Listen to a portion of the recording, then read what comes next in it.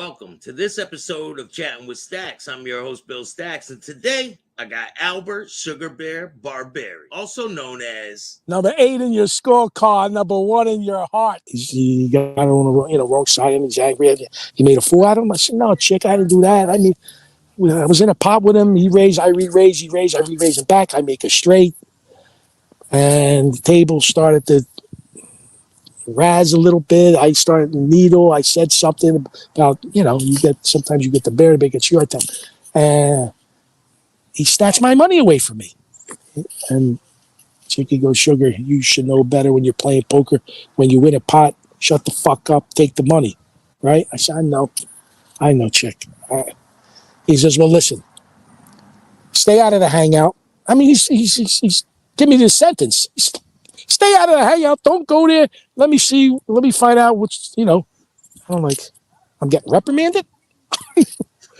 I leave the house. I go back to my apartment. I'm like, I can't believe what I just went on. So about an hour later, I hear a knock on the door. It's Giggy. He startled me. I answered the door. Gig, come on in. I said, Gig. I said, I can't believe this. I don't know Salvie to be this way. I'm in the kitchen doing something. My back towards Giggy. And Giggy's, well, Sugar, you got on the wrong side of Salvie. I'm like to myself, wrong side of Salvie? What's the wrong side of Salvie? As I turn around, Giggy's got a little smirk on his face. He's got my money, a lot of money, in a rubber band. And he goes, listen, Chicky said to give this to you. Salvie came around this morning to give it to Chicky, to give it to you. He was only breaking your balls.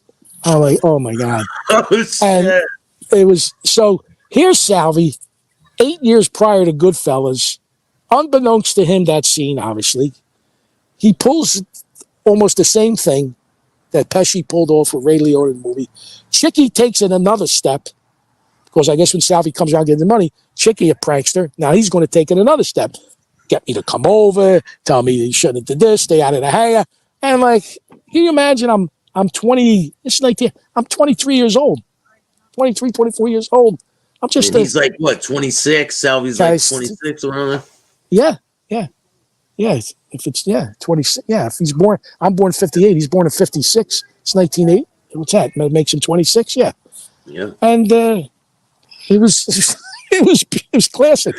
It's just And then I had enough. And then my other run-in with Sal, not running, but my other thing. I remember me and my father were bucking heads.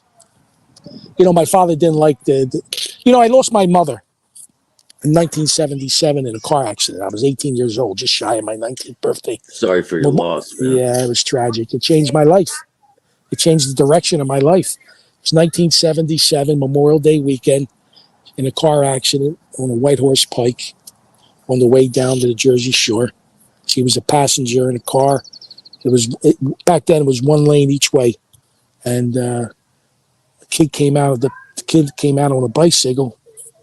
My mother's friend tried to avoid the kid. The car swerved on oncoming traffic, and the oncoming car on the other lane had my mother on the door.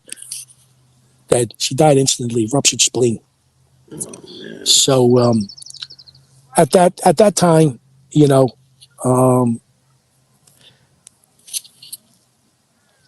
I'm starting. My father's trying to put me on a direction to go to work. I didn't want to do that. I wanted to be a smart ass. Hangouts, pool room, gamble. By 1978, casinos are open. I didn't go right to it's funny, as much as I gambled all my life, it took me about a year to go to Resorts International when it opened up. But the gambling I'm doing in South Philly is neighborhood gambling, poker, start going to casino gambling, shoot dice. Is that how you're like supporting yourself? Yes. It's crazy when I look back. I mean, that's what I did. I didn't go to work. I worked a little bit in the voter registration. My father got me the job. It was a job he did for 6 months. You get laid off, you collect unemployment, and then you go back to work again. And I worked the voter registration like 3 years, maybe 78, 79, and 80. I worked and you get unemployment. So I earned money that way. But me growing up, it was gambling, hanging up. And I hung on this place called Chiefy's Pool Room in South Philly, 16th and Passyunk in the 70s. And that's when it started. So I didn't start really gambling, sports betting, casino gambling and neighborhood gambling, poker and the Ziganet game. That's another story about Frank Sindona, but we'll get into that. But so I'm turning down. I'm being rebellious to my dad. I lived alone for about a year and a half after my mom died in the apartment. My brother is going to Villanova, so he's living on campus. My brother was a genius. My brother was really a great guy. He got a full scholarship out of St. Joe Prep. My brother got a mayor scholarship. I got to brag about my brother because he was a great guy. He just had some demons. It's a shame he passed away. Out of grade school, he got a mayor scholarship to St. Joe Prep High School. Okay, it was big time, St. Joe Prep. Then from St. Joe Prep, he gets a full scholarship, academic scholarship to Villanova. Lived on campus 4 years, Villanova. So anyway, I'm living in the apartment after my mother dies. And I'm being groomed to be a young man. I'm living by myself in the apartment. I'm 19 years old. About a year and a half, I lived there by myself. My father would come over, check on me. And then at some point, he says, pack up this shit. I ain't paying for this. Come live with me. My father had a big duplex in South Philly on 19th and Mifflin, corner duplex. So I finally moved in with him. And anyway, to get to another Salvie experience, my father throws me out of the house about a year later after I move in with him.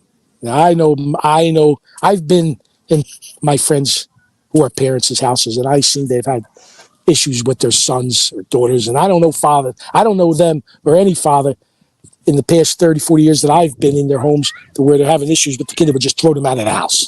You know what I mean? Plus, you go to jail, I think, today and age. Right, Staxx? Yeah. Probably, my father was seeing the road I was going down, just didn't want to work, didn't want to take a city job, state job, where I could have been in my 20s. I could have been retired in my early 50s.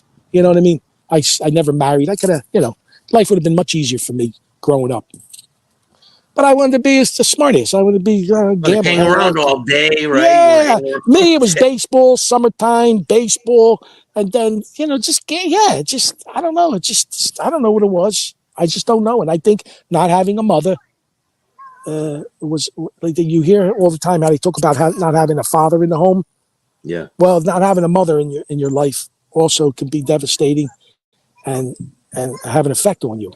And anyway, so when my father throws me out of the house, literally throws me out of the house. Don't tell me, listen, you don't want to go to work, you want to go hang here, you want to gamble, you want to casino, get a job and get the hell out. Because I wasn't paying rent there.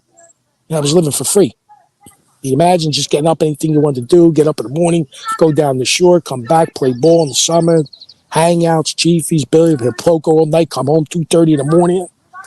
He wasn't having it. He was the father. He was trying to direct me, and he seen the direction I was going. Finally throws me out of the house, box spring a mattress up against a wall. I come home 2:30 in the morning on a frigid January night. Can you imagine? And it was the night, actually, it was an extension of the Ziganet game I was at. Blonde Babe and his friend, they took me down the shore to shoot dice. I'll never forget it. There was a reason why they asked me. But anyway, it's 2:30 in the morning. I park my car, and when I park it, I come to the sidewalk. My box spring and mattress. First of all, I think it's somebody to put the box spring and mattress, the trash, up against our wall. And then as I get on the pavement, I see boxes. The boxes, I looked at my clothes, and the locks of the front door were changed. My father literally threw me the fuck out. Luckily, I had a beautiful 1976 Toronata. This is a week or two before the Eagles Super Bowl in 1981. Okay? I got a nice car. I sleep in the car. Throws me out. I got lucky to live with my cousin. He was going to Temple Law School. He had 4 bedrooms in a 3-story home. There was 2 other guys. There's a bedroom open. They gave it to me. But anyway, so now my father threw me out. I'm not talking to my father. You throw me out. I'm going to torture him now. So there was a time where I needed some money. I broke silence with my father. I went around his neighborhood. I said, Dad, I need a few thousand. Fuck you. Oh, fuck. He's like, no, because he knows I need it. And he knows I'm gambling, I'm booking, whatever. I had a little book. And despite my father, I said, you know what? Fuck it, Dad. I'll just go ask Salvie. That was the worst thing I could have said. So I go to Salvie. And the hangout was actually at the same hangout. at the Hudson and Catherine. I say to Salvie, I said, Sal. Now, Salvie knows I got a little work that I was turning in to his house for sports. And I say, Sal, I need 3,000. Can I get a loan from you? You know, Sugar, can you handle it? I said, yeah, I can handle it. She says, all right, don't take it if you can't handle it, Sugar. I said, I can handle it. All right, come back Saturday, I'll give it to you. So I'm expecting this 3,000, right? I need this 3,000. As I walk in the store, I'm walking towards him, sitting down. I don't like the expression he has on his face because he's going to give me bad news I ain't going to want to hear. Your dad went and talked to him. He intercepted. My fucking dad was so sharp. And he knew that, you know, you go get a loan in that regard. And that you got to pay. Don't fuck me. I walk up to Salvie. Salvie said, just like this, Sugar, I got bad news for you. Oh, my God. I'm like, what, Sal? Your father came to me, told me not to give it to you. I got to respect him, so I'm not giving it to you. Oh, my God, I almost threw up because I need this money. I had to pay off people from sports. Oh, my God. So that was the only 2 times. It was classic. My father shut that down, but it was the right move. It was probably the right move by my father looking out after his kid, right? Yeah. And that was my only 2 really interactions with Salvie dealing with a street aspect. You know what I mean? But Salvie and I, we got along. Salvie got along with everybody. What you heard about Sal being a nice guy, cool guy, it's all true. I mean, you know, what history tells us about the other Salvie, that's his world. And I talk about he was good, nice to us guys that ain't in his world. He's a nice guy, Salvie. Do you nice remember kid. when his father was blown up? Well, yeah. I mean, I was at the time 80. I was still living in my father's house, 19th and Mifflin. Salvie's father's was on Porter Street on 21st and Porter, off the corner a little bit. You heard that explosion. You heard it. Remember? Can you walk me through that day when all this happened? I can't. I mean, I can't walk you through it. You did hear a loud explosion. You had no idea what it was. Who's expected it to be a bomb? Who knows? I remember here it shook the neighborhood.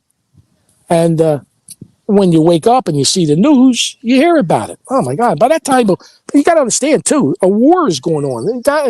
You had Angelo Bruno, then you had Sindone getting killed after that, and so it's one after another. And then Phil Testa, and then Chicky Narducci, and then from 1980, from Angelo to 84 at least, because I moved to Anchorage, Alaska to pursue baseball. And then 4 years, oh my God. I mean, every month, somebody different, whether in New York or back here, or so that's, the night of Angelo Bruno, I'm actually at a friend's house. My boy, nice guy, Johnny Travellini. He had a poker game maybe Friday night. Small game, but we played. And when the TV's on, boom, it came on. That's March of 80. It's crazy living in South Philly during that war. It was a brutal time. It was ruthless. And you're a kid. I'm just a kid in my 20s watching this. A couple times I remember saying to my father, mind your business. My father would say, just mind your business. I mind my business.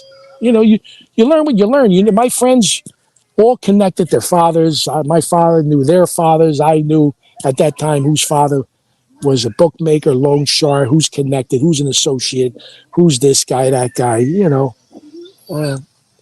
So to take you through it, it's just, I can't really take you through it. I only can take you through what the newspaper, the Daily News, the Inquirer tells us, and what we know now.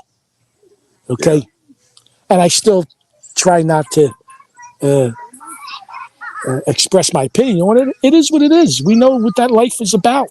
And it's sad in a way because, a lot of families get destroyed because husbands, fathers, brothers, uncles get killed. It's just, I mind my business. But Was I knew there- all those. What's that? Did you have any? Was there any bodies popping up in the street?